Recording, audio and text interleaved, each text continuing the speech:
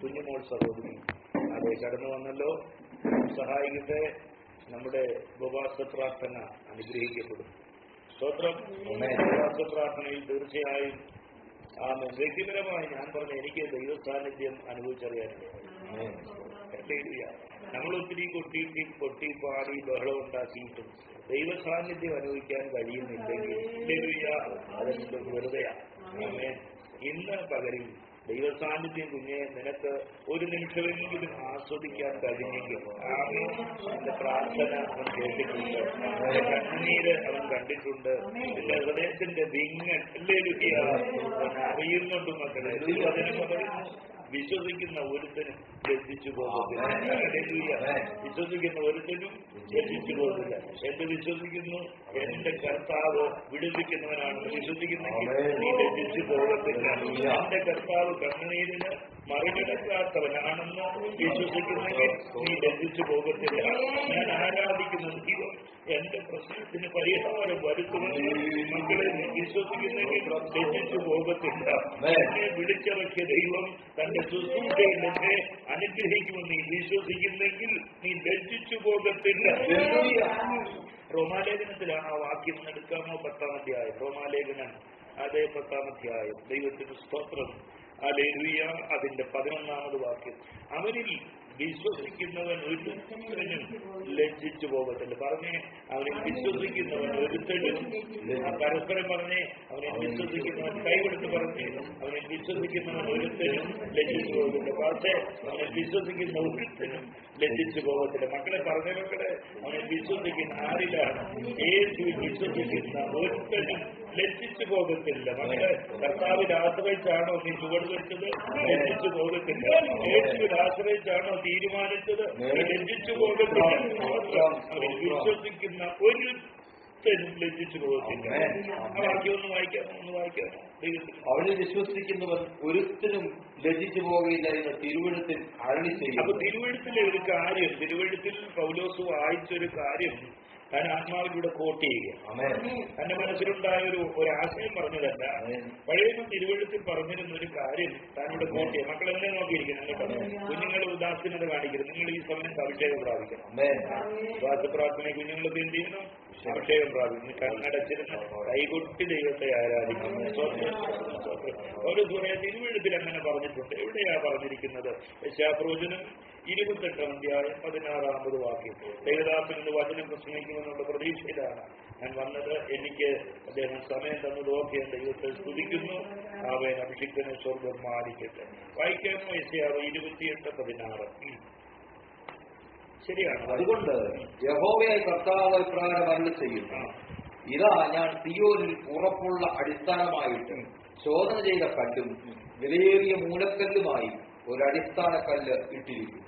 വിശ്വസിക്കുന്നവൻ ഓടിപ്പോവുകയില്ല, ലജ്ജിച്ചു പോവുകയില്ലെന്നുള്ളത് അതിന്റെ ഒറിജിനിലേക്ക് വരുമ്പോൾ ഓടിപ്പോകത്തില്ലെന്നാണ്.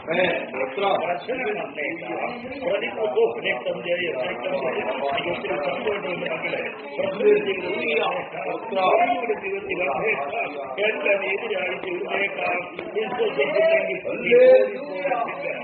ഞാൻ പറഞ്ഞേ, ഞാൻ ഓടിപ്പോകത്തില്ല. പിന്നെ ഓടിച്ചു കളയുമെന്ന്, ശുശ്രൂഷയിൽ നിന്ന് ഓടിച്ചു കളയുമെന്ന്, പ്രാർത്ഥനയുടെ ഓടിച്ചു കളയുമെന്ന്, ദേശത്തുനിന്ന് ഓടിച്ചു കളയുമെന്ന് ഏത് ശത്രു പറഞ്ഞാലും വിളിച്ചിറങ്ങിയെങ്കിൽ ഓടിപ്പോകത്തില്ല. സന്തോഷമുണ്ടോ മക്കളെ? വിശ്വസിക്കുന്ന ഒരുത്തനും ഓടിപ്പോകത്തില്ല. അവൻ ഒരുത്തൻ ഓടിപ്പോയാൽ അവനെ പോലെ ലജ്ജ അനുഭവിച്ച വേർത്തിനുണ്ടോ? ദൈവത്തിന് മുമ്പിൽ ഒരുത്തൻ ഓടിപ്പോകുന്നെങ്കിൽ അവൻ എന്തായി മാറി? ലജ്ജിച്ചു പോയി. പക്ഷെ മക്കളെ, യേശുവിന്റെ രക്തം കൊണ്ട് നിന്നെ വീണ്ടെടുത്തില്ല. ആ രക്തം തന്നവനെ നീ വിശ്വസിക്കുന്നെങ്കിൽ ലജ്ജിച്ചു പോകത്തില്ല. നീ ഓടിപ്പോകാൻ എന്റെ ദൈവം അനുവദിക്കത്തില്ല. അടിച്ച് ദൈവത്തിന്റെ വചനത്തിന് ഏറ്റെടുത്ത്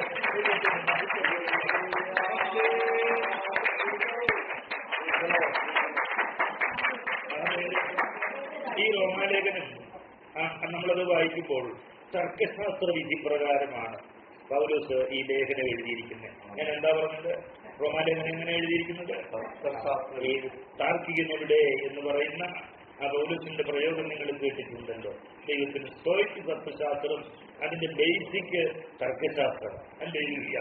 ആരെയും തർക്കിച്ച് വാദിച്ച് തോൽപ്പിക്കുവാനുള്ള ഒരു പരിജ്ഞാനം ആർക്കുണ്ട്? മുസ്ലിമായ പൗലോസിനുണ്ട്. അതുകൊണ്ട് തന്നെ സ്തോയിക്കരെ പുനരുത്ഥാനത്തെ വിശ്വസിക്കാത്ത സ്തോയിക്കരെ വാദമുഖങ്ങൾ ഉന്നയിച്ച് ഖണ്ഡിക്കുകയാണ് പൗലോസ് ഈ റോമാലേഖനത്തിലൂടെ. നമുക്ക് നോക്കൂ, അതിന്റെ ഒരു ഉദാഹരണമാണ് 14-ാം വാക്യം. ഇവിടെ നമ്മൾ 11-ാം വാക്യത്തിൽ വായിച്ചത് അവനിൽ വിശ്വസിക്കുന്നവൻ ഒരുത്തനും പറഞ്ഞ പിള്ളേരെ. പക്ഷെ 14-ാം വാക്യത്തിൽ ചോദിക്കുന്നു കേട്ടിട്ടില്ലാത്തവരെ എങ്ങനെ വിശ്വസിക്കുന്നു? ഇതാണ് വാദം, ഇതാണ് തർക്കം. മനസ്സിലായോ? 11-ാം വാക്യത്തിൽ വായിച്ചു വിശ്വസിക്കുന്ന ഒരുത്തരും ലജ്ജിച്ചു പോകുന്നു. മക്കളെ, ദൈവജനം വായിക്കുമ്പോൾ എന്നെ നോക്കൂ, ദൈവജനം വായിക്കുമ്പോൾ ചോദ്യം നമ്മുടെ മനസ്സിലുണ്ടാകും. ആ ചോദ്യത്തിന്റെ ഉത്തരം വചനത്തിലൂടെ നമ്മൾ കണ്ടെത്തണം. ചോദ്യത്തിന്റെ ഉത്തരം എവിടുന്ന് കണ്ടെത്തണം? കണ്ടെത്തുവോ? അതിന്റെ പുസ്തകം തുറക്കണം, അതിന് വേദപുസ്തകം തുറക്കണം. സ്തോത്രം. 11-ാം വാക്യത്തിൽ അവൻ പറയുകയാണ് ഹല്ലേലൂയ, അവനെ വിശ്വസിക്കുന്ന ഒരുത്തരും ലജ്ജിച്ചു പോകത്തില്ല. എന്നിട്ട് ചോദ്യമാണ് എന്താണ്? അവർ വിശ്വസിക്കാത്തവനിൽ എങ്ങനെ 14-ാം വാക്യം, എന്നാൽ അവർ വിശ്വസിക്കാത്തവനെ എങ്ങനെ വിളിച്ചപേക്ഷിക്കും? അടുത്ത സംശയം, അവർ കേട്ടിട്ടില്ലാത്തവനിൽ എങ്ങനെ വിശ്വസിക്കും? പ്രസംഗിക്കുന്നില്ലാതെ എങ്ങനെ കേൾക്കും? ആരും വായിക്കാതെ എങ്ങനെ പ്രസംഗിക്കും? ഇതാ തർക്കം. സ്തോത്രം. ചോദിച്ച വിടുകയല്ല, അല്ലെങ്കിൽ കൃത്യമായ ഉത്തരവും ദൈവത്തിന് സ്തോത്രം തിരുവെഴുത്തിൽ നിന്ന് പരിശുദ്ധാത്മാവ് ഇവിടെ അഭിഷിക്തന് കൊടുക്കുകയാണ്. 10-ാം തീയതി 17-ാം വാക്യം നോക്കൂ. ദൈവത്തിന് സ്തോത്രം. എങ്ങനെയാണ് വിശ്വാസം ഉണ്ടാകുന്നത്? എന്നെ കേൾക്കണം, നിങ്ങൾ ശ്രദ്ധിക്കണം. അതിൽ വിശ്വസിക്കുന്ന ഒരുത്തരും ലജ്ജിച്ചു പോകത്തില്ല. എന്ത് ചോദിക്കുന്നു? കേട്ടിട്ടില്ലാത്തവരെ എങ്ങനെ വിശ്വസിക്കും? ഇവിടെ 17-ാം വാക്യത്തിൽ വിശ്വാസം എങ്ങനെയാണ് ഉണ്ടാകുന്നത്? സ്തോത്രം. വിശ്വാസം എങ്ങനെയാണ് ഉണ്ടാകുന്നത്? എങ്ങനെയാ വിശ്വാസം? കേൾവിയാലും, കേൾവി ക്രിസ്തുവിന്റെ വചനത്താലും. യേശുവിന്റെ അടുത്ത് ശിഷ്യന്മാർ വന്നിട്ട് പറഞ്ഞു, ഞങ്ങൾക്ക് വിശ്വാസം വർദ്ധിപ്പിച്ചു തരണം. എന്നാൽ ഇരുന്നാട്ടെ ഞാൻ വർദ്ധിപ്പിച്ചു തരാമെന്ന് കർത്താവ് പറഞ്ഞു. പ്രാർത്ഥിക്കാൻ പഠിപ്പിക്കണമെന്ന് പറഞ്ഞപ്പോ ഇരുത്തി എന്ത് ചെയ്തു? നമ്മളെ പറഞ്ഞ മക്കളെ പ്രാർത്ഥിക്കാൻ പഠിപ്പിക്കണമെന്ന് പറഞ്ഞപ്പോ എന്ത് ചെയ്തു? ഇരുത്തിയിട്ട് പഠിപ്പിച്ചു. എന്നാൽ വിശ്വാസം വർദ്ധിപ്പിച്ചു തരണമെന്ന് പറഞ്ഞപ്പോ എന്നാ ഇരുന്നാട്ടെ വർദ്ധിപ്പിച്ചു തരാമെന്ന് പറഞ്ഞു. ഇല്ല. വിശ്വാസം എങ്ങനെ ഉണ്ടാകുന്നത്? കേൾവിയ. അത് കൃത്യമായ രീതിയിൽ നമ്മളതിനെ പരിഭാഷപ്പെടുത്തിയാൽ വിശ്വാസം കേൾവിയാലും, കേൾവി ക്രിസ്തുവിന്റെ വചനത്താലും വരുന്നു എന്നുള്ളത്. എന്നെ നോക്കൂ, ക്രിസ്തുവിന്റെ വചന കേൾവിയാൽ വിശ്വാസം വരുന്നു. എങ്ങനെയാണ് മക്കളെ വിശ്വാസം വരുന്നത്? ക്രിസ്തുവിന്റെ വചന കേൾവിയാൽ. അങ്ങനെയാണെങ്കിൽ ഇപ്പോഴെന്താ സംഭവിച്ചുകൊണ്ടിരിക്കുന്നത്? ഇപ്പോഴെന്തോ സംഭവിച്ചുകൊണ്ടിരിക്കുന്നത്? മനസ്സിലായി? ഇപ്പോഴെന്താ സംഭവിച്ചുകൊണ്ടിരിക്കുന്നത്? വിശ്വാസം വർദ്ധിച്ചുകൊണ്ട്. വിശ്വാസം എങ്ങനെയാണ് ഉണ്ടാകുന്നത്? എന്ത് കേൾക്കുമ്പോൾ എല്ലാം കേട്ടറിയാണ്ട് വിശ്വാസം വർദ്ധിക്കുന്നു. നാസയിലേക്ക് ഉള്ള ശാസ്ത്ര വിഷയങ്ങളൊക്കെ പ്രസംഗിക്കുന്നവരുണ്ട്. അത് പറഞ്ഞാലും കണ്ട് വിശ്വാസം വർദ്ധിക്കുന്നു. വിശ്വാസം വർദ്ധിക്കണേ എന്ത് വേണം? പക്ഷേ ക്രിസ്തുവിന്റെ വചനം കേൾക്കണം. ഹല്ലേലൂയ. പത്രോസിന്റെ ആദ്യത്തെ പ്രസംഗമുണ്ടല്ലോ. പെന്തക്കോസ്ത് നാളിൽ പത്രോസ് ആദ്യം പ്രസംഗിക്കുമ്പോഴും ഈ വാക്യം എടുത്ത് താൻ ഉദ്ധരിക്കുന്നുണ്ട്. അത് നമ്മൾ വായിച്ചേണ്ട പുസ്തകത്തിന്റെ പുസ്തകം 2-ാം അധ്യായത്തിന്റെ 21-ാമത് വാക്യം. കർത്താവിന്റെ നാമം വിളിച്ചപേക്ഷിക്കുന്നവൻ ഏവനും രക്ഷിക്കപ്പെടുമെന്ന് ദൈവം അരുളിച്ചെയ്യുന്നു. അവിടെ നോക്കൂ, അവൻ വിശ്വസിക്കുന്നവൻ ലജ്ജിച്ചു പോകത്തില്ല, വിശ്വസിക്കുന്നവൻ രക്ഷിക്കപ്പെടും, വിശ്വസിക്കുന്നവൻ ഓടിപ്പോകത്തില്ല. ആ വാക്ക് ഇവിടെ പത്രോസ് എടുത്ത് ഉപയോഗിക്കുകയാണ്. കർത്താവിന്റെ നാമം വിളിച്ചപേക്ഷിക്കുന്ന ഏവനും രക്ഷിക്കപ്പെടും. ഈ കർത്താവിന്റെ നാമം വിളിച്ചപേക്ഷിക്കുന്ന ഏവനും അവിടെ ഒരു പ്രയോഗങ്ങളുണ്ട്. എന്ന് അരുളി ചെയ്യുന്നു, അങ്ങനല്ലേ? എന്ന് ദൈവം അരുളി ചെയ്തു. എവിടെയാ അരുളി ചെയ്തിരുന്നത്? ഇവിടെ നോക്കണേ, ഇവിടെ പത്രോസ് അവിടെ പ്രസംഗിക്കുമ്പോൾ, പത്രോസിന്റെ ആദ്യത്തെ പ്രസംഗമാണ്, ദൈവസഭയുടെ ആദ്യത്തെ പ്രസംഗമാണ്. സ്തോത്രം. ഒരു കാര്യം പ്രത്യേകം ശ്രദ്ധിക്കണം. കർത്താവായ യേശുക്രിസ്തു ക്രൂശിൽ മരിച്ചു. സ്തോത്രം. 3-ാം നാൾ ഉയർത്തെഴുന്നേറ്റു, ഇല്ലേ? 40 നാളോളം അവർക്ക് പ്രത്യക്ഷനായി. 40 നാളോളം പ്രത്യക്ഷനായിട്ട് പറഞ്ഞു, നിങ്ങൾ കാത്തിരിക്കണം. എന്തിനു കാത്തിരിക്കണം? പരിശുദ്ധാത്മാവിന് വേണ്ടി കാത്തിരിക്കണം. അവർ എത്ര നാൾ കാത്തിരുന്നു? 10 ദിവസം കാത്തിരുന്നു. ഒറ്റ പ്രസംഗമില്ല. സ്വത്രം 12 അപ്പോസ്തലന്മാർ 11 അപ്പോസ്തലന്മാരവരുണ്ട്. യൂദയുടെ സ്ഥാനത്തേക്ക് മത്തിയാസിനെ തെരഞ്ഞെടുക്കുകയും ചെയ്തു. മറിയാദിയായ വിശുദ്ധ സ്ത്രീകൾ എല്ലാവരും കൊണ്ട് 120 പേരുണ്ട്. ഒറ്റ പ്രസംഗവുമില്ല. സ്തോത്രം. എന്നാൽ പരിശുദ്ധാത്മാവ് ഇറങ്ങി വന്നു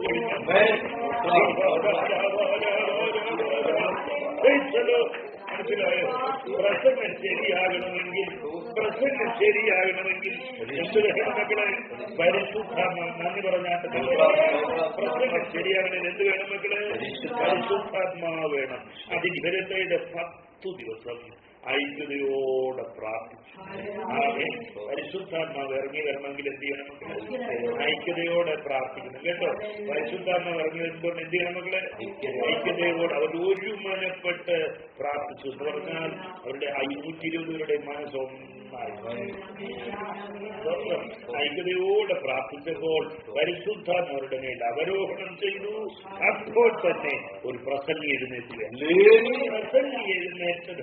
ഏതെങ്കിലും ഒരു ആശയം നിരത്തി വെക്കാനല്ല, തിരുവെഴുത്ത് തെളിയിക്കാൻ വേണ്ടി.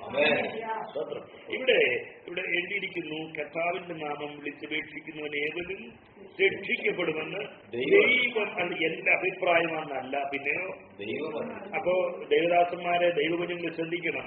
നമ്മളൊരു വിഷയം പ്രസംഗിക്കുകയാണെങ്കിൽ നമ്മുടെ അഭിപ്രായമല്ല, പിന്നെയോ യഹോവ ഈ പ്രകാരം അരുളി ചെയ്യുന്നു എന്ന് പറയാനുള്ള പ്രാഗൽഭ്യം ഉണ്ടാകണം. എന്റെ ആത്മാവ് പറയുന്നു പറയരുത്, പിന്നെയോ ദൈവം നിന്നോട് സംസാരിക്കുന്നു, പരിശുദ്ധാത്മാവ് നിന്നോട് സംസാരിക്കുന്നു. വാചകൻ ഇങ്ങനെ പറയുന്നു. സ്വർഗ്ഗത്തിന്റെ ആദ്യത്തെ പ്രസംഗത്തിൽ ആ ആധികാരികതയുണ്ടായിരുന്നു. അതുകൊണ്ടാണ് കേട്ടവർ 3000 പേര് മുട്ടുമടക്കിയത്. ഇവിടെ എന്ന് ദൈവം അരുളിച്ചത്. എവിടാ ദൈവം അരുളിച്ചിരിക്കുന്നത്? യോവേൽ 2:32. യോവേൽ 2:32 ആ വാക്യം കോട്ട് ചെയ്തുകൊണ്ടാണ് ആമേൻ ആമേൻ പത്രോസ് അവിടെ പ്രസംഗിക്കുന്നത്. ദൈവത്തിന് സ്തോത്രം. ആമേൻ ആമേൻ. പെട്ടെന്ന് വായിച്ച മക്കളെ. യോവേൽ 2:32. ദൈവം ജയം ദൈവം. ഞാൻ പെട്ടെന്ന് അവസാനിപ്പിക്കാം. നിങ്ങളുടെ ഹൃദയത്തിൽ വിശ്വാസമൊന്ന് വർദ്ധിക്കട്ടെ. ദൈവത്തിലൊന്ന്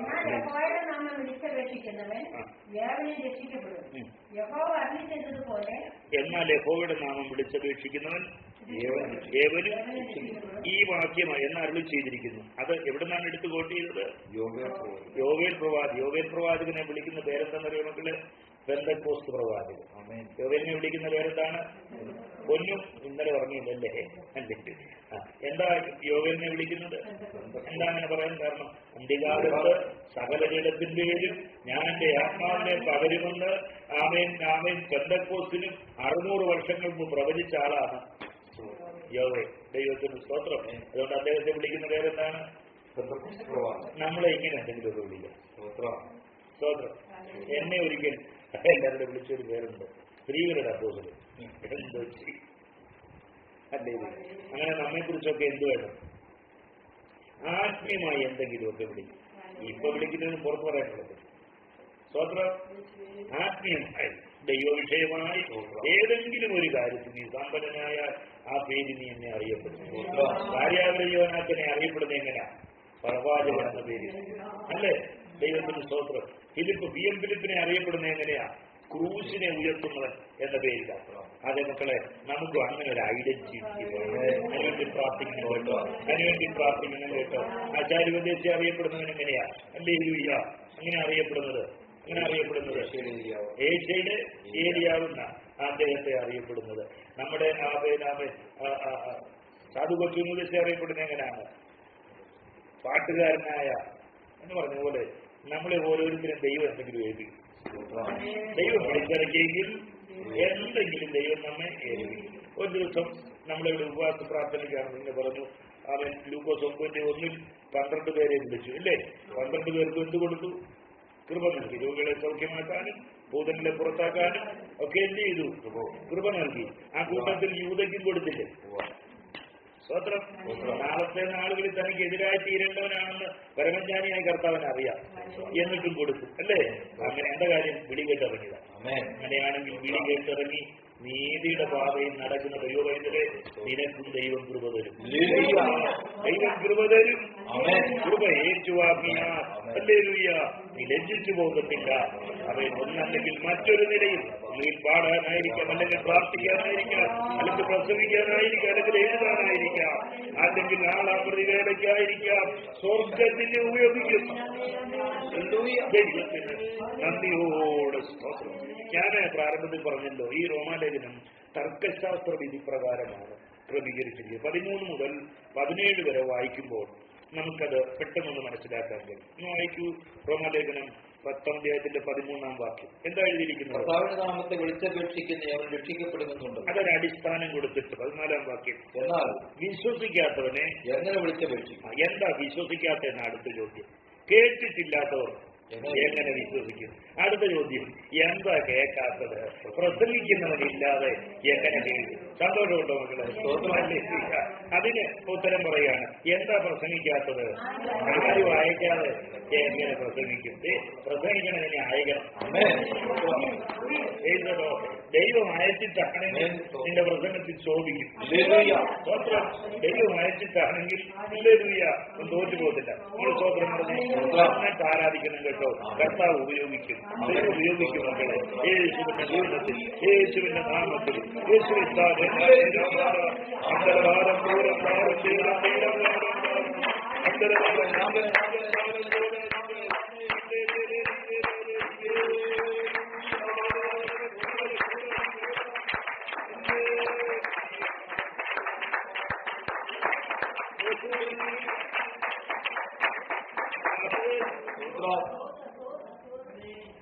ഒരു നല്ല പഠന രീതിയാണ്.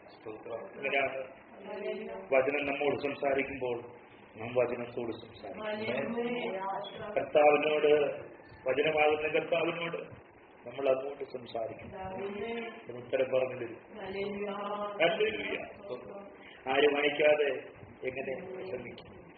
അങ്ങനെ ദൈവം അയച്ചാലോ? യോഹന്നാൻ 3:24 പറയുന്നു, ദൈവം അയച്ചവർ ദൈവത്തിന്റെ വചനം പ്രസംഗിക്കും. അവൻ ആത്മാവിനെ അളവ് കൂടാതെ എന്തോ നൽകുന്നു. ദൈവം അയച്ചിട്ടാണ് മക്കളെ നീ പ്രസംഗിക്കുന്നതെങ്കിൽ പ്രവചിക്കണേ. സ്തോത്രം പറഞ്ഞാട്ടെ, നന്ദി പറഞ്ഞാട്ടെ. അളന്നിട്ടല്ല, അളവ് കൂടാതെ ആത്മനദിയിൽ ഇറങ്ങുമ്പോൾ രക്ഷിച്ച മക്കളെ, ആത്മനദിയിൽ ഒരുത്തൻ ഇറങ്ങുമ്പോൾ അവൻ അളന്നാ കൊടുക്കുന്നത്. എന്നാൽ പിടി കേട്ട് നീ പ്രസംഗിക്കാൻ ഇറങ്ങിയാൽ ദൈവം നിനക്ക് അളവ് കൂടാതെ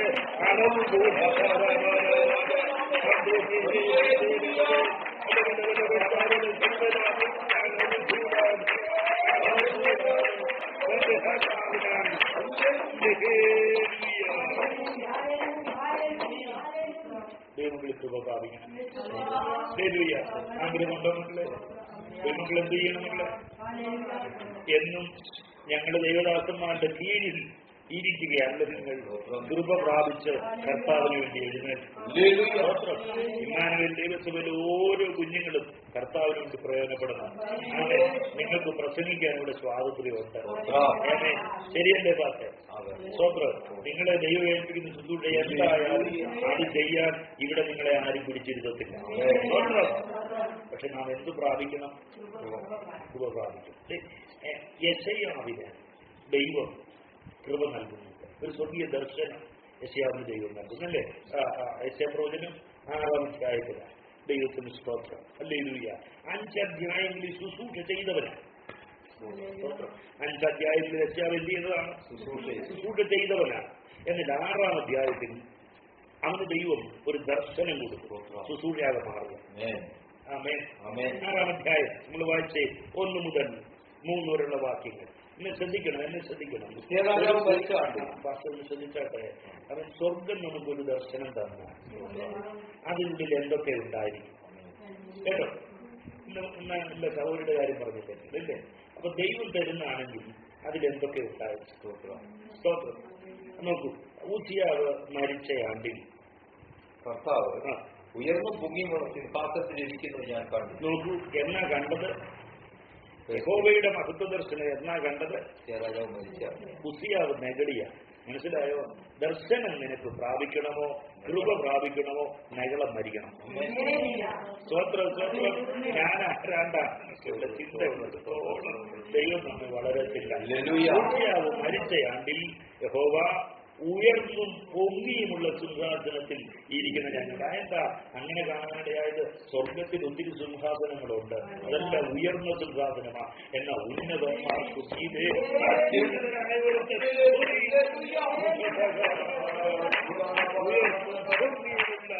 സിംഹാസനത്തിൽ ഇരിക്കുന്നത് ഞാൻ കണ്ടു. 3 വരെ വായിക്കണേ. അവന്റെ വസ്ത്രത്തിന്റെ വിളുമ്പുകൾ മന്ദിരത്തിൽ നിറച്ചിരുന്നു. സാറാപ്പുകൾ അവന് ചുറ്റും നിന്നു. ഓരോരുത്തര് 6 ചിറകുണ്ടായിരുന്നു. 2 കൊണ്ട് അവർ മുഖം മൂടി, 2 കൊണ്ട് കാൽ മൂടി, 2 കൊണ്ട് പറന്നു. ഒരുത്തനോട് ഒരുത്തൻ, സൈന്യങ്ങളുടെ യഹോവ പരിശുദ്ധൻ പരിശുദ്ധൻ പരിശുദ്ധൻ, സർവഭൂമിയും അവന്റെ മഹത്വം കൊണ്ട് നിറഞ്ഞിരിക്കുന്നു എന്ന് ആർത്തു പറഞ്ഞു. ഈ ദർശനത്തിൽ സ്തോത്രം യെശയ്യാവിന് എന്ത് പ്രയോജനമുണ്ടായി? മക്കളെ, ദൈവമാരാണെന്ന് അവന് ബോധ്യം. ദർശനം ഒരു കൃപ നീ പ്രാപിക്കുന്നെങ്കിൽ അതിൽ ഒരു സ്പിരിച്വൽ അവയർനെസ് ഉണ്ടാകും, ഒരു ആത്മീയ അവബോധമുണ്ടാകണം. സ്വർഗം തരുന്ന ദർശനം എങ്ങനെയുള്ളതായിരിക്കും? എങ്ങനെയുള്ളതായിരിക്കും? അതൊരു സ്പിരിച്വൽ അവയർനെസ് ഉണ്ടാകും. ദൈവമാരാണ് ഞാൻ സേവിക്കുന്ന, ദൈവമാരാണ്, പരിശുദ്ധം എങ്ങനെയുള്ളവരാണ്, എന്റെ ദൈവത്തിന്റെ വിശുദ്ധി എന്താണ്? അവൻ ദൈവം കൃപ തന്നാൽ ഒന്നാമതായി കൃപ തന്ന ദൈവമാരാണ്. മറ്റുള്ളവരെയൊക്കെ വിവേചിക്കുന്നതിന് മുൻപ് നമ്മുടെ ദൈവമാരാണെന്നുള്ള ഒരു ബോധ്യമുണ്ടാകും. ദൈവമാരാണ്. സൈന്യമായ യഹോവ പരിശുദ്ധൻ പരിശുദ്ധൻ പരിശുദ്ധൻ. ഒറ്റ പ്രാവശ്യം പറഞ്ഞാൽ പോരാ. എന്താ കാര്യം? സൈന്യങ്ങളുടെ യഹോവെന്നുള്ള പദം തന്നെ ബഹുവചനത്തിലാണ്. സൈന്യങ്ങളുടെ യഹോവ, പിതാവായ യഹോവ പരിശുദ്ധൻ, പുത്രനായ യഹോവ പരിശുദ്ധൻ പരിശുദ്ധൻ.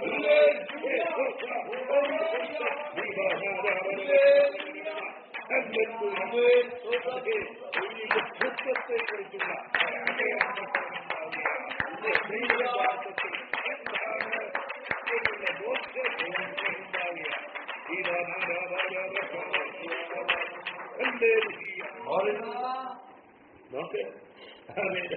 എങ്ങനെയാണ് ദൂതൻ നിൽക്കുന്നത്? എങ്ങനെയാണ് ദൂതൻ നിൽക്കുന്നത്? അവൻ 6 ചിറകുണ്ട്. ഓരോരുത്തന് 6 ചിറകുണ്ട്. 2 കൊണ്ട് അവർ മുഖം മറച്ച്. എന്താ തേജസ് ദൂതന് പോലും സഹിക്കത്തില്ല. സ്വർഗീയ അവയർനെസ് കണ്ടോ? ദൈവത്തെ കുറിച്ചുള്ള ബോധം കണ്ടോ? രക്തങ്ങളാൽ പൊതിയപ്പെട്ട ദൂതന് പോലും ആ തേജസ് സഹിക്കാൻ കഴിയത്തില്ല. 2 കൊണ്ട് മുഖം മൂടി, 2 കൊണ്ട് ആ ദൈവത്തിന്റെ തേജസ്സിന്റെ മുന്നിൽ നിൽക്കുമ്പോഴാണ് നമ്മുടെ ന്യൂനത മനസ്സിലാകുന്നത്. അങ്ങനെയാണെങ്കിൽ അവൻ ഈ ദൂതന്മാർക്ക് ഇപ്പൊ എന്തുണ്ടായി? സ്വയാബോധം ഉണ്ടായി. ഒരു സെൽഫ് അവയർനെസ്. ഈ തിരുസന്നിധി, ഈ ഉന്നതനും ഉയർന്നിരിക്കുന്നവനും ശാശ്വതവാസിയും അടുത്തുകൂടാത്ത വെളിച്ചത്തിൽ വസിക്കുന്നവനുമായ ഈ മഹാദൈവത്തിന്റെ മുമ്പിൽ കാലുകുത്താൻ പോലും ഞാൻ യോഗ്യനല്ല. സ്തോത്രം. 2 കൊണ്ട് മുഖം മൂടി, 2 കൊണ്ട് പാദം മൂടി, 2 കൊണ്ട് പറന്നുണ്ട്. അപ്പൊ എത്ര ചെറുകൊണ്ട് പുള്ളിക്ക്? ദൂതന് എത്ര ചെറുകൊണ്ട്? നെഗളം അകത്ത് കയറിയപ്പോൾ ഒറ്റ വെട്ട് 6 ചിറകും പോയി. നെഗളം അകത്ത് കയറിയപ്പോൾ ഒറ്റ വെട്ട്. അങ്ങനെയാണ് ഏതിലേക്ക് വന്ന് അന്നത് ഇടഞ്ഞാ കയറി വന്നത്. നമ്മൾ ഇയതിനെ കാണാറുണ്ട്. ചിറക് പോയി കഴിഞ്ഞാൽ പുള്ളി എങ്ങനെയാ വരുന്നത്? നിങ്ങൾ മിണ്ടുന്നില്ല. അങ്ങനെ അതാ ഇവനെ പാപം വിളിച്ചേ. ദൈവത്തിന് സ്വന്തം 2 കൊണ്ട് പറന്ന്, 2 കൊണ്ട് പാപം മൂടി, 2 കൊണ്ട് മുഖം മൂടി ദൈവത്തെ ആരാധിച്ചിരുന്നവൻ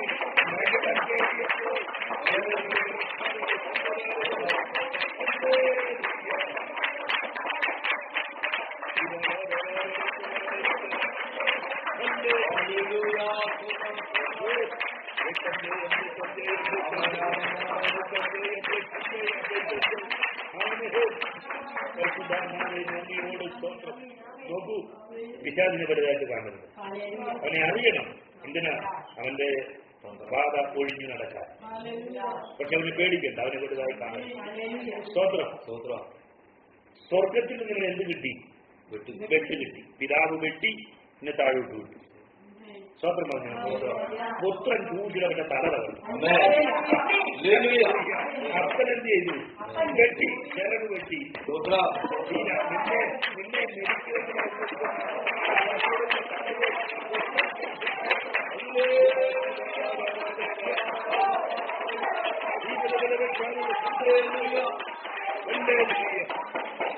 മകളെ ശ്രദ്ധിച്ചേ, കർത്താവെ വചനം വെളിപ്പെടുത്താനായി സ്തോത്രം. അവൻ അപ്പൻ വെട്ടിയിട്ടു, പുത്രൻ കാല തകർത്തു. പുത്രന്റെ ആത്മാവ് പ്രാപിച്ച പൗലോസ് അവനെ കാത്തിച്ചു.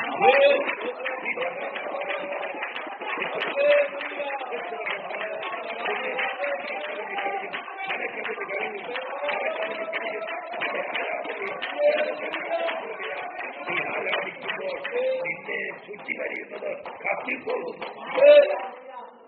ദൈവത്തിന് സ്തോത്രം.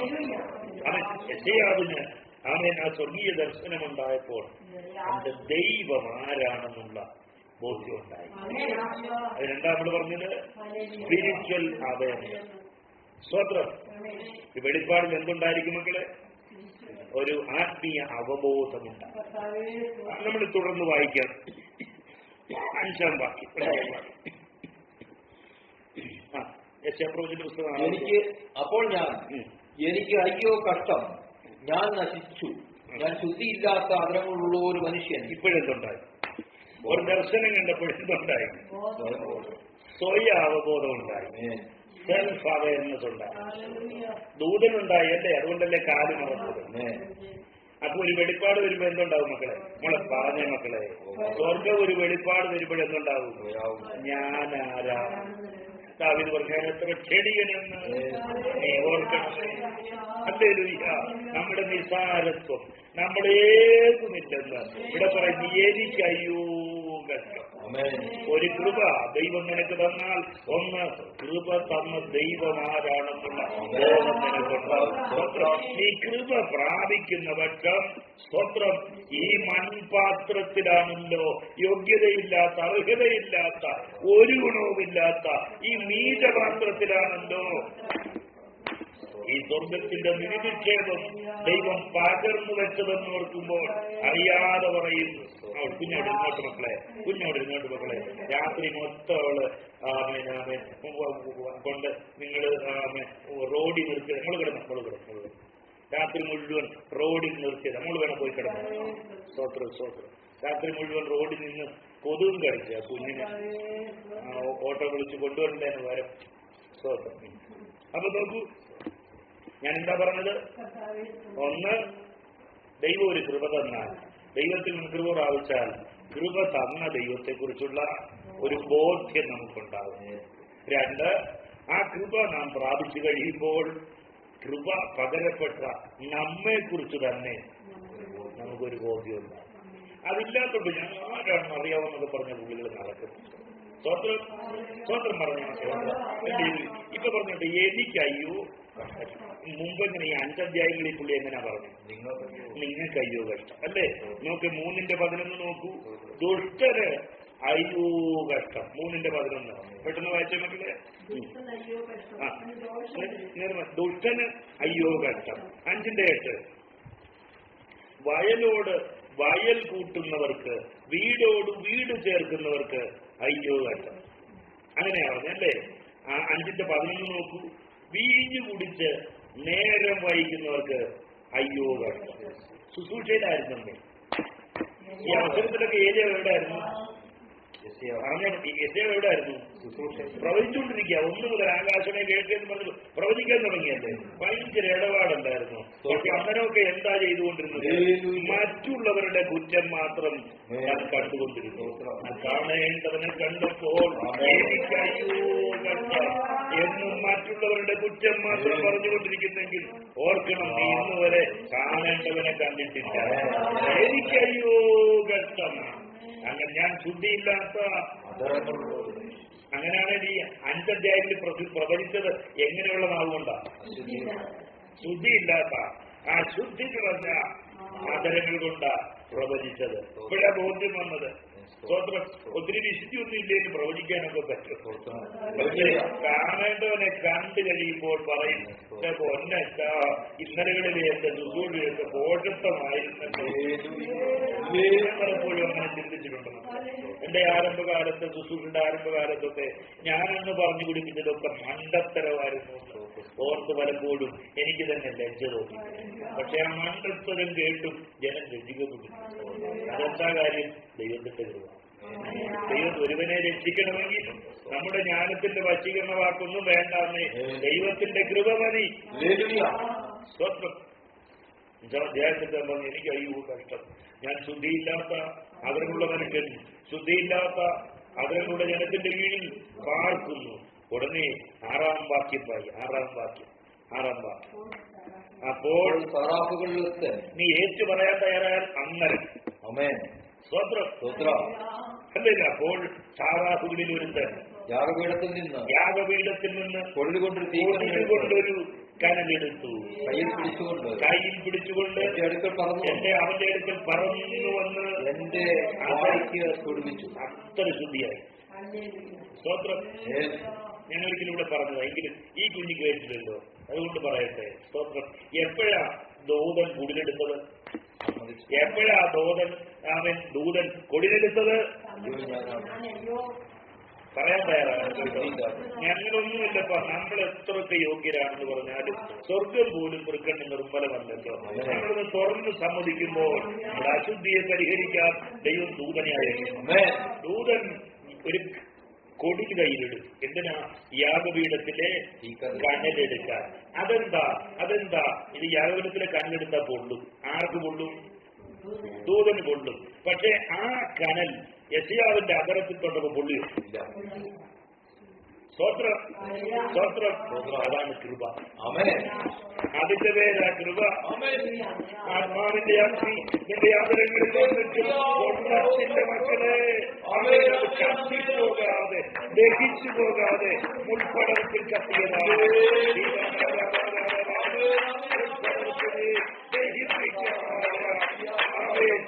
കത്തിയത്. അങ്ങനെയെങ്കിൽ മക്കളെ, നമ്മുടെ ഏത് ന്യൂനതയുടെ നടുവിലും സ്വർഗത്തിലെ അഗ്നി നമ്മുടെ മേലൊന്ന് വന്നാൽ നമ്മളെ ദഹിപ്പിക്കത്തില്ല, നമ്മളുടെ അശുദ്ധി ലഭിച്ചു മാറും. പക്ഷെ ഇന്ന് നമ്മളൊരു സഹോദരിയെ കുറിച്ച് പറഞ്ഞല്ലോ, അവര് തന്നെ അങ്ങ് പീഡിപ്പിക്കപ്പെടുക. അവര് തന്നെ എടുത്ത് അങ്ങേ കിട്ടിയിലടിച്ച് നെടുമ്പോ അങ്ങോട്ടടിച്ചു. കാരണം മനസ്സിലാക്കണം, ഇത് ആമേൻ വേറെ ആത്മാവ്. സ്വത്രം. മക്കളെ, ഞാൻ ഒരു കാര്യം കൂടെ പറയാം. 1 മുതൽ 5 വരെയുള്ള അധ്യായങ്ങളിൽ പ്രവചിച്ചവനാണ്. ഞാൻ 6-ാം അധ്യായത്തിൽ അവന്റെ അധരങ്ങളിൽ അഗ്നിയുടെ അനുഭവം ഉണ്ടായി കഴിഞ്ഞപ്പോൾ ശുദ്ധീകരണം പ്രാപിച്ചു. 6-ാം അധ്യായത്തിൽ ശുദ്ധിയുള്ള അധരം വന്നതുകൊണ്ട് 7:14 കന്യക ഗർഭിണിയായി ഒരു മകനെ പ്രസവിക്കും എന്നുള്ള സത്യ സുവിശേഷം അവന്റെ അധരത്തിൽ നിന്ന് പുറത്തു വരികയാണ്. മനസ്സിലായ മക്കളെ, ദൈവം ആഗ്രഹിക്കുന്നത് പോലെ ശുശ്രൂഷയിൽ ചോദിക്കാൻ കഴിയണമെങ്കിൽ, സത്യവചനം യഥാർത്ഥമായി പ്രസംഗിക്കാൻ കഴിയണമെങ്കിൽ സ്വർഗത്തിലെ ആക്കി അധരങ്ങളെ രാത്രി വിശ്വസിക്കാൻ കഴിയണോ? ഈ യാഗപീഠത്തിലെ കനലെടുത്ത് എന്റെ അധരങ്ങളെ തൊടുവാൻ ദൂതനെ സ്വർഗമയക്കും. ദൂതൻ പറന്നു വന്ന് യാഗപീഠത്തിലെ കനലെടുത്ത്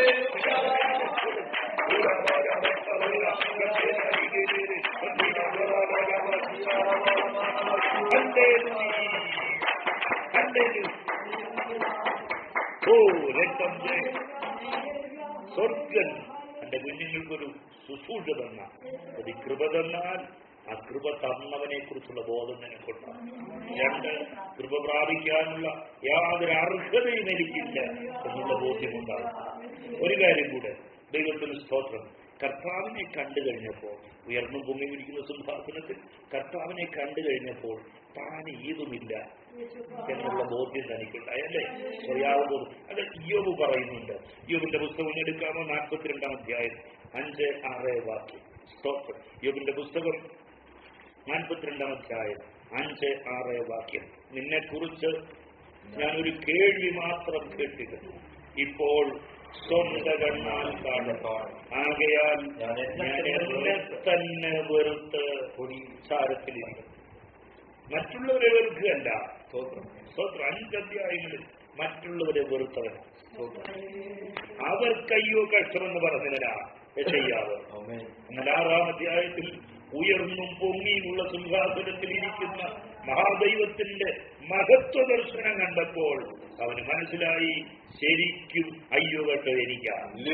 ഹല്ലേലൂയ. ഇവിടെ നോക്കൂ, നീതിമാൻ, നിഷ്കളങ്കൻ, നേരുള്ളവൻ, ദോഷം വിട്ടകലുന്നവൻ, യഹോവാഭക്തൻ. കഴിഞ്ഞ ദിവസം നാം പഠിച്ചതുപോലെ പഞ്ചഭക്തനായ യോബ്. സ്തോത്രം. ഹല്ലേലൂയ.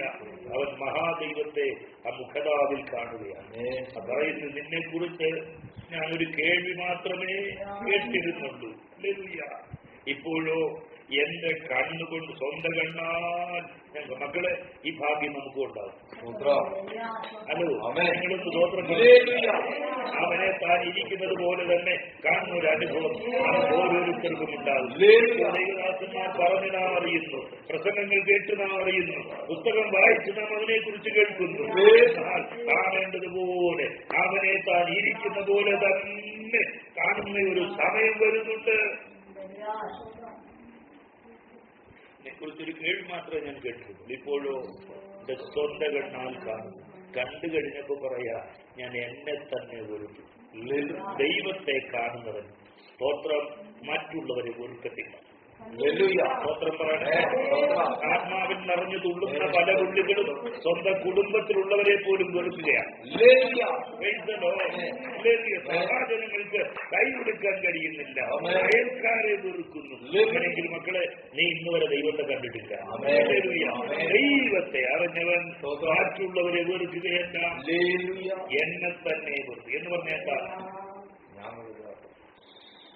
എന്റെ അഹംഭാവത്തെ, ഞാൻ ഏതാണ്ടാണെന്നുള്ള ആ ഭാവത്തെ ദൈവത്തിൽ നോക്കൂ. നമുക്ക് മുന്നോട്ട് വരണമെന്തോ. ഹല്ലേലൂയ. 8-ാം വാക്യത്തിലേക്ക് വരാം. ശാസ്ത്രവചനം 6-ാം അധ്യായത്തിന്റെ 8-ാം വാക്യം. ദൈവത്തിൽ സ്തോത്രം.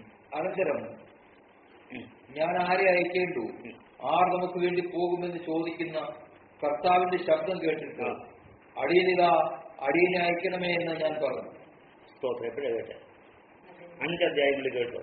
ഇല്ല. വിളി കേട്ടോ? ഇല്ല. ആരെ ഞാൻ അയക്കും? ആർ നമുക്ക് വേണ്ടി പോകും. അടിയനിതാ. എന്താ മക്കളെ? ഇതിന്റെ പേരാണ് ദൗത്യാവബോധം.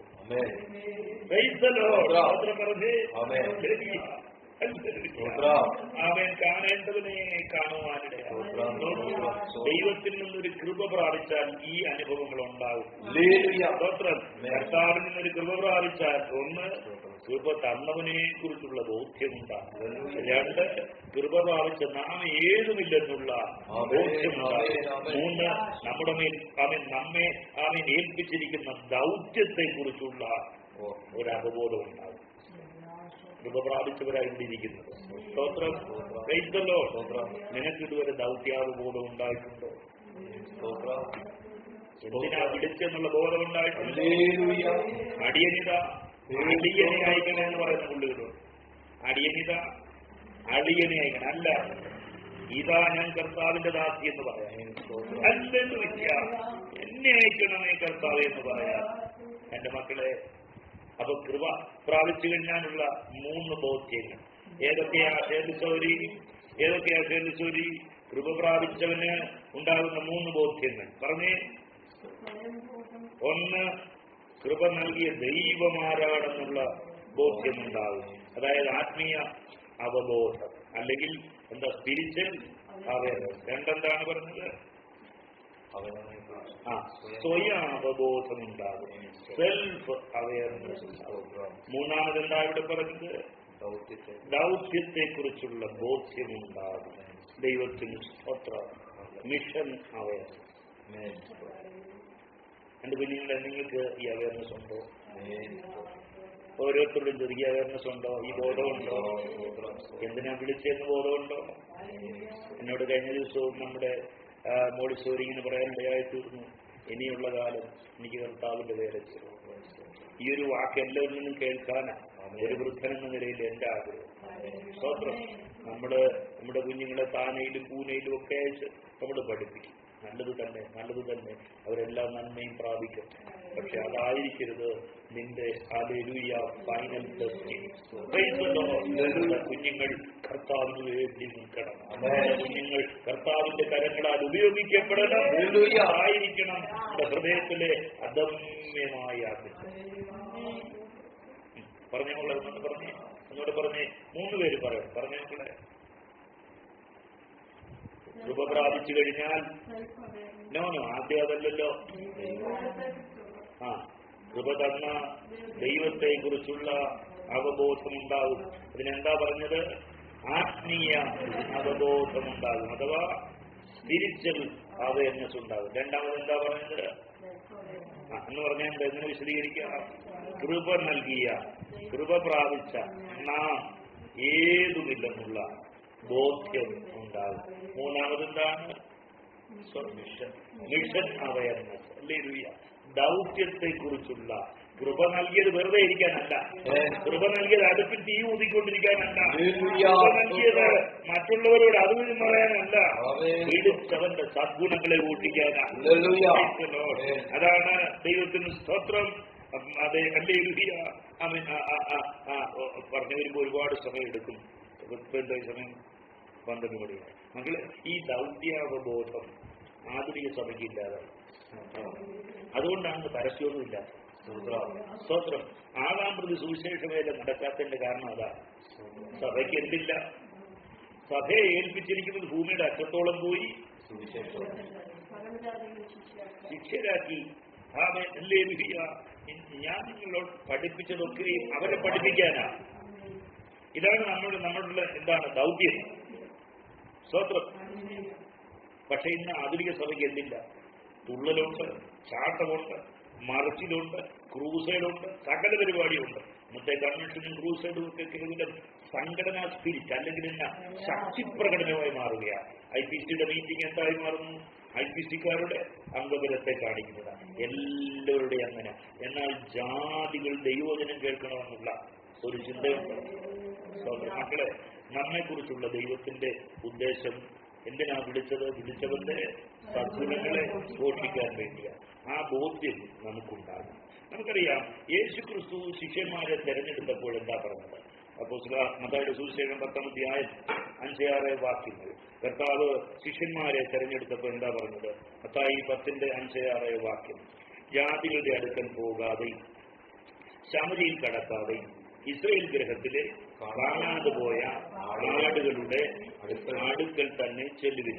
ഇത് കർത്താവ് ശുശ്രൂഷയ്ക്ക് ചുവടുവെക്കുന്ന സമയത്ത് ഒപ്പമുണ്ടായിരുന്ന തന്റെ ശിഷ്യന്മാർക്ക് കൊടുത്ത ആജ്ഞയാണ്. അതായിരുന്നു അന്നത്തെ ദൗത്യം.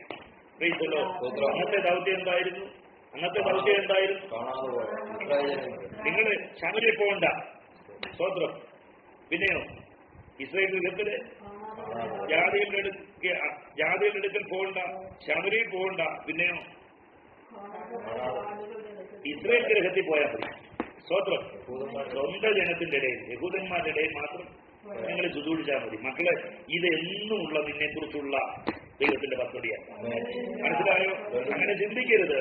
എന്നെ ദൈവം വിളിച്ചത് എന്നും ഇട്ടാവട്ടത്തിൽ ഒതുങ്ങിയിരിക്കാനാണ് ചിന്തിക്കരുത്.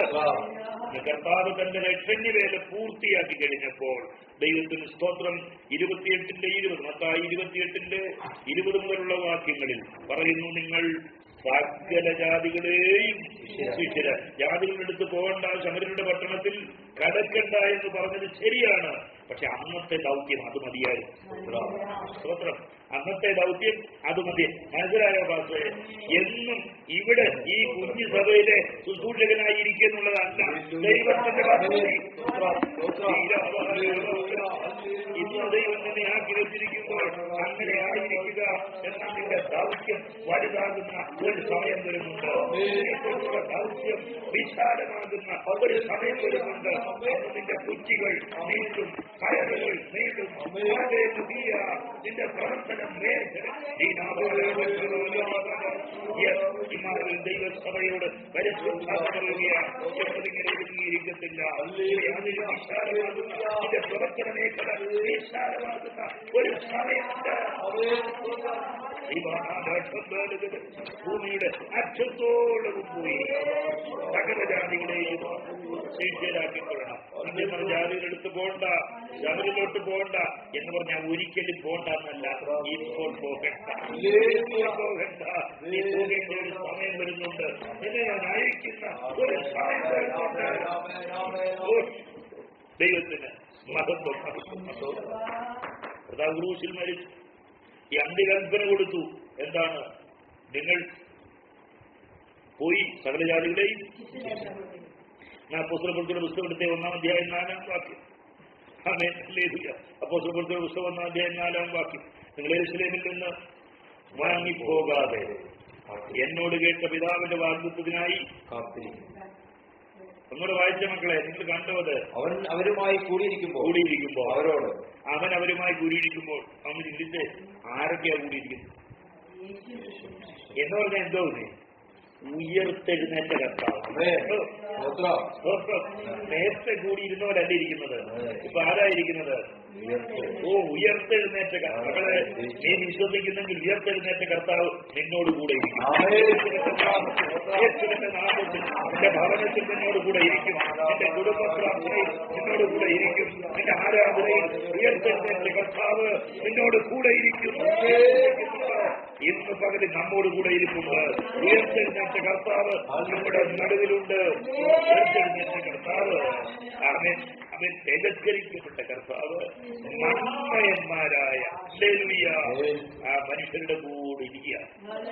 പറഞ്ഞു, നിങ്ങൾ യെരൂശലേം വിട്ട് വാങ്ങിപ്പോകാതെ എന്നോട് കേട്ട പിതാവ് എന്റെ വാഗ്ദത്തമല്ല, പിന്നെയോ യോവേൽ പ്രവചനത്തിന്റെ കാലത്ത് പിതാവ് നൽകിയ വാഗ്ദത്തമാണ്. സ്വത്രം. പക്ഷെ നിങ്ങളത് കേട്ടത് ആരോടാണ്? എന്നോടാണ്. മനസ്സിലായോ? പരിശുദ്ധാത്മ എന്ന വാഗ്ദത്തം ആരുടേതായിരുന്നു? അത് ശിഷ്യന്മാര് കേട്ടത് എങ്ങനെയാ? യേശുവിലൂടെയാ, അല്ലേ? സ്തോത്രം. എന്നോട് കേട്ട പിതാവിന്റെ വാഗ്ദത്തത്തിനായി കാത്തിരിക്കണം. സ്തോത്രം. ഇതിന്റെ അർത്ഥം എന്നും നീ യെരൂശലേമിൽ ബുദ്ധിമുട്ടണമെന്നാണ്. സ്തോത്രം. മക്കളെ, ദൗത്യാവബോധത്തെ കുറിച്ചായി പറയുന്നു. അവൻ ഒരു ചെറിയ ഫീലില് ആത്മശക്തി പ്രാപിക്കാനായി, വാഗ്ദത്തത്തിന്റെ പൂർണ്ണത പ്രാപിക്കാനായി, സ്വർഗീയ വാഗ്ദത്തം പ്രാപിക്കാനായി നീ വെയിറ്റ് ചെയ്യാൻ ദൈവം പറഞ്ഞാൽ എന്നോടെ അങ്ങനെ ഇരിക്കാനല്ല, ആ വാഗ്ദത്തം പ്രാപിക്കുവോട് ഇരിക്കാൻ വേണ്ടിയാണ്. വചനം ഹൃദയത്തിൽ ഘടനമുണ്ടാക്കുന്നവർ, വചനം ഹൃദയത്തിൽ ഒരു ഘടനമുണ്ടാക്കുന്ന ദൈവത്തെ ആരാധിക്കും.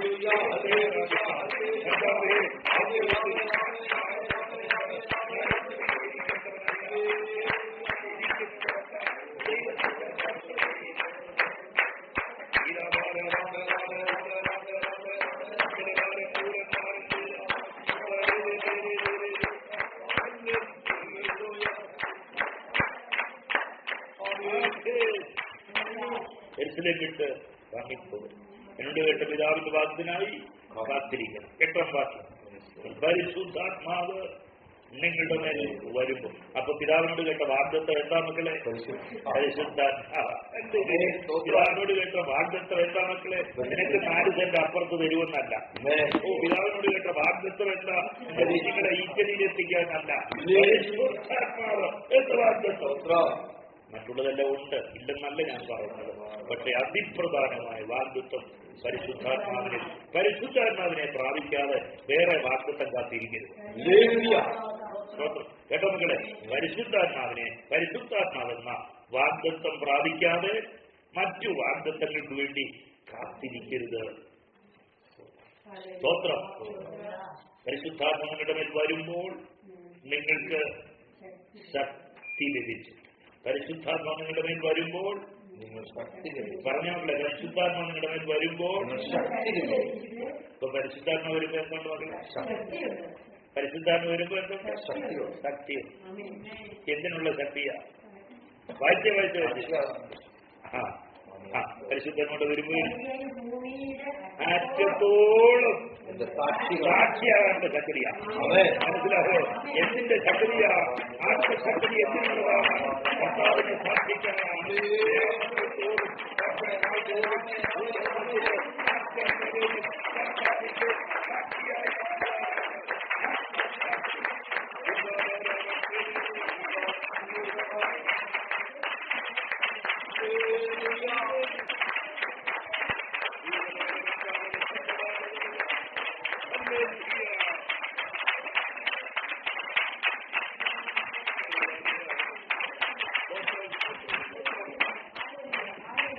പരിശുദ്ധാത്മാവ് നിങ്ങളുടെ മുന്നിൽ വരുമ്പോ നിങ്ങൾക്ക് ശക്തി ലഭിക്കും. എന്തിനുള്ള ശക്തിയാണ്? വായിലിരുന്ന് കൈയടിക്കാൻ മാത്രമുള്ള ശക്തിയല്ല. സ്തോത്രം. ഭൂമിയുടെ അറ്റം വരെയും യേശുവിന്റെ സാക്ഷ്യമുള്ള ശക്തി. ഇത് കർത്താവ് പറഞ്ഞതല്ലേ? അല്ലേ? പക്ഷെ ഈ പുള്ളികളിൽ ദൗത്യാവബോധം വേണ്ട രീതിയിൽ പ്രവർത്തിക്കാതിരുന്നത് കൊണ്ട് ഈ അപ്പോസ്തലന്മാർ പറഞ്ഞു, ഞങ്ങൾ പ്രാർത്ഥനയിലും വചനശൂഴയിലും ഊറ്റിയിടപ്പെട്ടിരിക്കും. അല്ലെ? 6-ാം വാക്യം. 6-ാം അധ്യായം 4-ാം വാക്യം. ഞങ്ങളോ പ്രാർത്ഥനയിലും വചന ശുശ്രൂഷയിലും ഊറ്റിയിരിക്കുന്നത് നല്ലത് തന്നെ. ദൗത്യം മറന്നു പോകരുത്. നിങ്ങൾ മനസ്സിലാക്കുന്നില്ല. എനിക്കറിയാം അനേക ദൈവദാസന്മാരുണ്ട്. അവരും രാത്രിയും പകലും ഒരുപോലെ ഇരുന്ന് പ്രാർത്ഥിച്ചു. സ്തോത്രം. വേറെ ഒരു കൂട്ടരുണ്ട്, ഏതു സമയം ദൈവവചനം ധ്യാനിച്ചുകൊണ്ടേയിരിക്കും. പ്രാർത്ഥനയിലും വചന ശുശ്രൂഷയിലും ഉച്ചിരിക്കുന്നത് ഏറ്റവും ശ്രേഷ്ഠമാണ്. പക്ഷെ നിന്നെക്കുറിച്ചുള്ള ദൗത്യം അതല്ല. ദൗത്യം എന്താണ്? ഭൂമിയുടെ അറ്റത്തോട്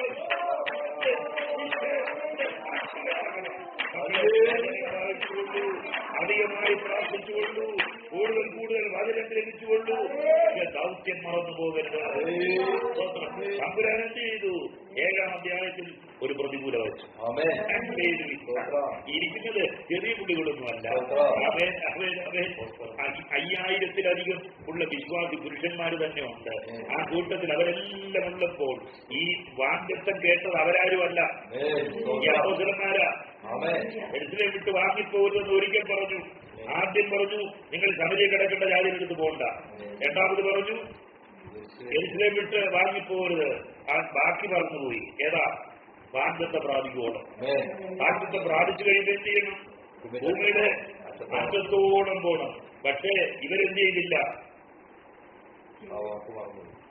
ആ ദൗത്യം മറന്നിട്ട് യെരൂശലേമിൽ കൂടി ഹെഡ്ക്വാർട്ടേഴ്സ് കൂടി. യെരൂശലേം എന്താണ്? ദൈവസഭയുടെ ഹെഡ്ക്വാർട്ടേഴ്സ് ഏതാ? പറഞ്ഞ പിള്ളേരെ ഞാൻ കൈ ചൂണ്ടി പറ. കാരണം ഹെഡ് എന്താണ്? ദൈവസഭയുടെ ഹെഡ് എന്താണ്? തലയിരിക്കുന്നത് അല്ലേ ഹെഡ് ഓഫീസ്? അപ്പൊ നമ്മുടെ തലയിരിക്കുന്ന എവിടെയാ? അല്ല, മുളകരയാണ്. നമ്മുടെ ഹെഡ് ഓഫീസ് എവിടെയാ? നമുക്കൊരു പ്രവർത്തന മേഖലയ്ക്കായിട്ട് നമ്മളൊരു ഓഫീസൊക്കെ തുടങ്ങുന്നത് നല്ലത് തന്നെ. പക്ഷെ അതൊന്നും അല്ല ഹെഡ് ഓഫീസ്. പിന്നെ എവിടെയാണ് ഹെഡിരിക്കുന്ന? അവിടെ. അപ്പൊ യെരൂശലേം ഹെഡ് ഓഫീസായതുകൊണ്ട് ഈ പുള്ളികളൊക്കെ പറഞ്ഞു, ഞങ്ങൾ എല്ലാവരെയും നിയന്ത്രിച്ചുകൊണ്ട് പ്രാർത്ഥനയിലും വചനശുശ്രൂഷയിലും. എടാ, ഇതല്ല നിന്നെ കുറിച്ചുള്ള ദൈവത്തിന്റെ പദ്ധതി. ഭൂമിയുടെ അറ്റത്തോളം എന്റെ സാക്ഷിയാകും. 7-ാം അധ്യായത്തിൽ പീഡയുണ്ടായി. 7-ാം അധ്യായത്തിൽ പീഡ നിമിത്തം ചെതറിപ്പോയി. സ്തോത്രം. പീഡ നിമിത്തം. അപ്പൊ ചിലതിനെയൊക്കെ എഴുന്നേൽപ്പിക്കണം. എന്തോ വേണം? ചിലതൊക്കെ ദൗത്യവുമായി സഞ്ചരിക്കണമെങ്കിൽ എന്തു വേണം? അങ്ങനെ ചെറിയാണല്ലേ ഈ തോമാശ്ലീഹ ഇവിടെ വന്ന് പറയുന്നു. ചരിത്രപരമായ തെളിവുകളൊന്നും. ദൈവത്തിന് സ്തോത്രം. എന്തായാലും സുവിശേഷം ഇവിടെ എത്തി. ദൈവത്തിന് സ്തോത്രം. ഈ ചിതറിപ്പോയവരെന്ത് ചെയ്തു? 8-ാം അധ്യായം 4-5 വാക്യം. 8-ാം അധ്യായം. ചിതറിപ്പോയവർ വചനം സുവിശേഷിച്ചുകൊണ്ട് അവിടെ സഞ്ചരിച്ചു. അപ്പോസ്തലന്മാർ ഒഴികെയുള്ളവരാണ് പോയത്, ചിതറിപ്പോയത്. അപ്പോസ്തലന്മാർ ഇപ്പോഴും എവിടെയാണ്? ഹെഡ്ക്വാർട്ടേഴ്സ് ആണെന്ന് പറഞ്ഞു. ഇപ്പോഴും അവർ പറഞ്ഞില്ല പത്രോസിന്റെ സിംഹാസനം. പത്രോസിന്റെ അങ്ങനത്തെ ഒരു കൊരണ്ടി പോലും ഇല്ലായിരുന്നു. പത്രോസിന് അങ്ങനൊരു ഇരിക്കാനൊരു ഒരട്ടി പോലും. ഇപ്പൊ പറയുന്നതിനാ പത്രോസിന്റെ വേറൊരു പേരുടെ പറയും ഭദ്രാസനം. ഇങ്ങനെ എന്താ എന്നിട്ട് ഇവര് പോയില്ല. എട്ടാം അധ്യായത്തിന്റെ 4-5 വാക്യം. ചിതറിപ്പോയവർ ജാതികളുടെ ഇടയിൽ സുവിശേഷം വായിച്ചേ. 8-ാം അധ്യായം 4-5 വാക്യം.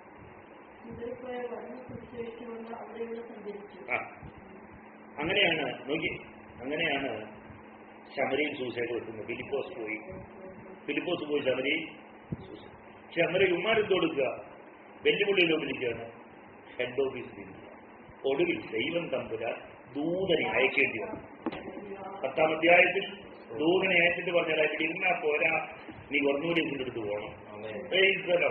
10-ാം അധ്യായം 1 മുതൽ 6 വരെയുള്ള വാക്യങ്ങൾ. ദൈവത്തിന് സ്തോത്രം. ദൂതൻ ഇറങ്ങിച്ചെന്ന് കൊർന്നേലിയോസിന് പത്രോസിന്റെ അഡ്രസ് കൊടുത്തിട്ട് പറഞ്ഞു, അനങ്ങാപ്പാറയത്ത് ഒരുത്ത് ഇരിപ്പുണ്ട്, അവനെ വിളിച്ചുകൊണ്ട് വാ, നിനക്ക് രക്ഷയുണ്ടാകും. ഇത്താലിക എന്ന പട്ടാളത്തിൽ ഇറ്റാലിക എന്ന് പറഞ്ഞാൽ എന്താണ്? പഠിക്കുന്ന കുഞ്ഞുങ്ങളാ പറഞ്ഞേ. ഇറ്റാലിയൻ പട്ടാളം, അതാണ് ഇത്താലിക എന്നുള്ള പദത്തിൽ വന്നിരിക്കുന്ന. കൊർന്നേലിയോസ് എന്ന ശതാധിപനുണ്ടായി. അവൻ ഭക്തനും തന്റെ സകല ഗ്രഹത്തോടും കൂടെ ദൈവത്തെ ഭയപ്പെടുന്നവനുമായി. അത് യോഗ്യതകൾ നോക്കണമല്ലേ. ഒന്നുണ്ടായിരുന്നു, ഭക്തനായിരുന്നു, ദൈവത്തെ ഭയപ്പെടുന്നു. സകല പുള്ളി മാത്രമല്ല, അപ്പനും അമ്മയും ഭക്തരായിരുന്നു, മക്കള് വഴിതെറ്റിയെന്നല്ല, സകലരും ഭക്തരായി ദൈവത്തെ ഭയപ്പെടുന്നവരായിരുന്നു. ജനത്തിന് വളരെ ധർമ്മം, ആരുടെ കൈക്ക് ഉപ്പ് തേക്കാത്ത ഭക്തനല്ല, ജനത്തിന് വളരെ ധർമ്മം കൊടുക്കുന്നവനായിരുന്നു. എപ്പോഴും ദൈവത്തോട് പ്രാർത്ഥിച്ചു. നമുക്ക് വെക്കുന്ന വെള്ളിയാഴ്ച മാത്രമല്ല, എപ്പോഴും ദൈവത്തോട് പ്രാർത്ഥിക്കുന്നവനായിരുന്നു. പിന്നെ അവൻ പകൽ ഏകദേശം 9 മണി നേരത്ത് ഒരു ദർശനത്തിൽ ഒരു ദൈവദൂതൻ, അങ്ങനെയാണ് ദർശനം പ്രാപിച്ചവനായിരുന്നു. എന്തായിരുന്നു ദർശനം? പിന്നെ ഒരു ദൈവദൂതൻ തന്റെ അടുക്കൽ അകത്ത് വരുന്നത് സ്പഷ്ടമായി കണ്ടു. ദർശനം അപ്പൊ എങ്ങനെയാ മക്കളെ? സ്പഷ്ടമായിട്ട് ഏതാണ്ട് പോലെ ഏതാണ്ട് കയറി വരുന്നതാണ്. പറഞ്ഞ ദർശനം എന്താണ്? പറഞ്ഞ മക്കളെ ദർശനം സ്പഷ്ടമാണ്, തോന്നലൊന്നുമല്ല. അത് മറ നീക്കി കാണിക്കുക, അനാച്ഛാദനം ചെയ്യുക. അടുത്തത് കൊർന്നേലിയോസേ എന്ന് തന്നോട് പറയുന്നത് കേട്ടു. അപ്പം തമ്പുരാൻ എന്തറിയാം? ഇവന്റെ പേരറിയാം. നീ ജനിക്കുന്നതിന് മുമ്പ് നിന്റെ പേര് ദൈവത്തിനറിയാം. കൊർന്നേലിയോസേ എന്ന് തന്നോട് പറയുന്നത് കേട്ടു. പിന്നെ കൊർന്നേലിയോസ് അവനെ ഉറ്റുനോക്കി ഭയപരവശനായി, എന്താകുന്നു കർത്താവേ എന്ന് ചോദിച്ചു. ദൂതൻ അവനോട്, നിന്റെ പ്രാർത്ഥനയും ധർമ്മവും ദൈവത്തിന് മുമ്പിൽ എത്തിയിരിക്കുന്നു. ഇപ്പോൾ യോപ്പയിലേക്ക് ആളയച്ച് പത്രോസ് എന്ന് മറുപേരുള്ള ശീമോനെ വരുത്തുക. അവൻ തോൽക്കൊല്ലനായ ശീമോൻ എന്നൊരുവനോടുകൂടെ പാർക്കുന്നു. അവന്റെ വീട് കടൽപ്പുറത്താകുന്നു എന്ന് പറഞ്ഞു. അവനോട് സംസാരിച്ച ദൂതൻ പോയത് കൃത്യമായിട്ട് അഡ്രസ് പറഞ്ഞു കൊടുക്കുന്നു. ദൂതൻ ഇറങ്ങി വന്നിട്ട് എന്ത് ചെയ്യാണ്? കൃത്യമാണ്. ആർക്കാണ് അഡ്രസ് കൊടുത്തത്? ഒരു വിജാതീയന്. ആർക്ക് അഡ്രസ് കൊടുത്തു? സ്തോത്രം. ആർക്ക് കൊടുത്തു? വിജാതീയന്. എടാ, ദൗത്യവും കയറി പോകേണ്ട നീ തയ്യാറാകാതിരുന്നാൽ നിന്നെ ഇളക്കാൻ ദൈവം ജനതയെ എഴുന്നേൽപ്പിക്കും. സ്തോത്രം. അവൻ തോൽക്കൊല്ലനായ ശീമോന്റെ വീട്ടിൽ പാർക്കുന്നു. പത്രോസ് എന്ന മറുപേരുള്ള ശീമോനാണ് അവിടെ ഇരിക്കുന്നത്. അവന്റെ വീട് കടൽപ്പുറത്താണ്. നീ അവിടെ ചെല്ലണം. ഇപ്പൊ നോക്കൂ, വീട്ടുപേരെന്താണ്? കടപ്പുറം. സ്ഥലപ്പേരെന്താണ്? യോപ്പ പിയോ കടപ്പുറം. എന്നെ അവിടെ താമസിക്കുന്ന കെയർ ഓഫ് ആരുടെയാണ്? തോൽക്കൊല്ലനായ ശീമോൻ. ആരാണ്? ആരെ അന്വേഷിക്കേണ്ടത്? ഉദ്ദേശിച്ചാരാണ്? പത്രോസ് എന്ന മറുപേരുള്ള ശീമോൻ. എന്നോർത്തെ മക്കളെ, ഈ കൊർന്നേലിയോസ് അയച്ച ആൾക്കാർ അവിടെ ചെന്നിട്ട് ശീമോനുണ്ടോ വന്നാട്ടെ എന്ന് പറഞ്ഞായിരുന്നെങ്കിൽ തോൽക്കൊല്ലനായ ശീമോൻ പാണ്ഡവും കെട്ടി മാറി പുറകെ പോക്കെ വല്ല കാര്യം നടക്കൂ. നടക്കണേൽ ആര് ചെല്ലണം? പത്രോസ് എന്ന് മറുപേരുള്ള ശീമോൻ. നിങ്ങൾ സന്തോഷത്തോടെ സ്വതന്ത്രം പറഞ്ഞു. ഇനി പറഞ്ഞേ, ആലോചന കൃത്യമാണ്. ആലോചന, ദർശനം, മുമ്പ് പറഞ്ഞ വാക്ക് മറന്നു. ദർശനം സ്പഷ്ടമാണ്, ആലോചന പറഞ്ഞ മക്കളെ, ദർശനം സ്പഷ്ടമാണ്, ആലോചന കൃത്യമാണ്. പരിശുദ്ധാത്മാവാണ് തരുന്നതെങ്കിൽ ദർശനം സ്പഷ്ടമാണ്, ആലോചന കൃത്യമാണ്. കാരണം പരിശുദ്ധാത്മാവ് ബോധം വരുത്തുകയാണ്. എന്തിനാ ഇത് പത്രോസിനെ വരുത്തേണ്ടത്? നീ നിന്റെ കുടുംബവും രക്ഷപ്പെടാനുള്ള വഴി അവൻ പറഞ്ഞു. നീ നിന്റെ കുടുംബവും ഇനി ഒന്ന് തിരിഞ്ഞിരിച്ചേ. ആരാണിവൻ? ഭക്തനാണ്, എപ്പോഴും പ്രാർത്ഥിക്കുന്നവനാണ്, ധർമ്മം കൊടുക്കുന്നവനാണ്, എല്ലാവരോടും കൂടെ എല്ലാവരും ദൈവത്തിൽ വിശ്വസിക്കുന്നവരാണ്, ദർശനമുള്ളവനാണ്, പ്രാർത്ഥിക്കുന്നവനാണ്. അവന്റെ പ്രാർത്ഥനയും ധർമ്മവും സ്വർഗത്തിൽ എത്തിയിട്ടുമുണ്ട്. പക്ഷെ നീ എത്തിയിട്ടില്ല. മനസ്സിലായോ? എന്റെ പ്രാർത്ഥനയും ധർമ്മവും സ്വർഗത്തിലെത്തി. പക്ഷേ നീ സ്വർഗത്തിലെത്തണമെങ്കിൽ ഉപദേശിച്ച് വന്ന് സൂചന പറയണം. സ്വോത്രം പറഞ്ഞു സ്വോത്രം പറഞ്ഞ മക്കളെ, നമ്മുടെ പ്രാർത്ഥനയും ധർമ്മവും ഒക്കെ എവിടെ ഉണ്ട്? സ്വർഗത്തിലുണ്ട്. എന്നാൽ ഉപദേശിച്ച് വന്ന് സുവിശേഷം പറഞ്ഞ് നീ രക്ഷിക്കപ്പെട്ടെങ്കിലേ നീ സ്വർഗത്തിലെത്തും. സ്വോത്രം. ഇളകാത്തവനെ ഇളക്കാൻ ഒരു വിശ്വാസിയെ അങ്ങോട്ട് ഒരുത്തനെ അങ്ങോട്ട്. അവിടെ ചെന്നിട്ട് നമുക്കറിയാം, ദൈവത്തിന് സ്തോത്രം. ആമേൻ. 10:9 മുതൽ 16 വരെയുള്ള വാക്യങ്ങൾ വായിക്കുമ്പോൾ 3 പ്രാവശ്യം സ്തോത്രം ദൈവത്തിന് ഈ പത്രോസിന്റെ മുമ്പിൽ ദുപ്പട്ടി ഇറക്കി കാണിക്കേണ്ടി വന്നു. എന്തിനാ? ഇവന് ഹെഡ് ഓഫീസ് ഒന്ന് എഴുന്നേക്കാൻ. നിങ്ങൾക്കറിയില്ല, മനസ്സിലായിട്ടുണ്ട്. എനിക്കൊത്തിരി സന്തോഷം. നമ്മുടെ ഇരിപ്പ് കണ്ടിട്ട് 30 വട്ടം ദുപ്പട്ട കാണിക്കാൻ. അന്നത്തെ പത്രോസിനെ 3 വട്ടം ദുപ്പട്ടി കാണിച്ചപ്പോൾ അവന് ഇന്നും കർത്താവിന് ചോദിക്കാറുണ്ട്, ആരെ ഞാൻ അയക്കേണ്ടു? നമുക്ക് വേണ്ടി. മക്കളെ, കണ്ണുകളടയ്ക്കാത്ത പ്രാർത്ഥിക്കാം. എന്റെ കുഞ്ഞെ, നീ കൃപ പ്രാപിച്ച വ്യക്തിയാണ്. കൃപ തന്നവരെ കുറിച്ചുള്ളത് ദൈവത്തിന് ദൈവം നിനക്ക് കൃപ തന്നെ. കൃപ പ്രാപിച്ച നിനക്ക് യാതൊരു യോഗ്യതയില്ലെന്ന് ബോധ്യമുണ്ടാകും. കൃപ പ്രാപിച്ചെങ്കിൽ നിനക്ക് ദൗത്യത്തെ കുറിച്ചുള്ള ബോധ്യം. ഇന്ന് പകരം ദൈവം ചോദിക്കുന്നു, ആരെ ഞാൻ അയക്കേണ്ടു? നമുക്ക് വേണ്ടി പറയാമോ? പറയാമോ? പ്രയത്നം കൊണ്ട് പറയാം. ഓരോ ദിവസവും ഞാൻ എന്റെ ദൈവത്തോട് പറയുന്നൊരു കാര്യം, എത്ര ദിവസം അങ്ങേ പ്രാർത്ഥിക്കാൻ കൃപകരണമേ. നല്ലവനെന്ന് പറയാൻ കൃപകരണമേ. അതിനെ യാത്ര ചെയ്യാനുള്ള ബലമില്ലെന്നാണ്. ഒരാളോട് സുവിശേഷം പറയാൻ സ്തോത്രം സ്തോത്രം സ്തോത്രം. ആമേൻ. സ്തോത്രം സ്തോത്രം സ്തോത്രം. ധ്യാനിക്കുമ്പോൾ എൻ ഹൃദയം ആശ്വസിക്കൂ, നിൻ വചനം ധ്യാനിക്കുമ്പോൾ എൻ ഹൃദയം ആശ്വസിക്കും.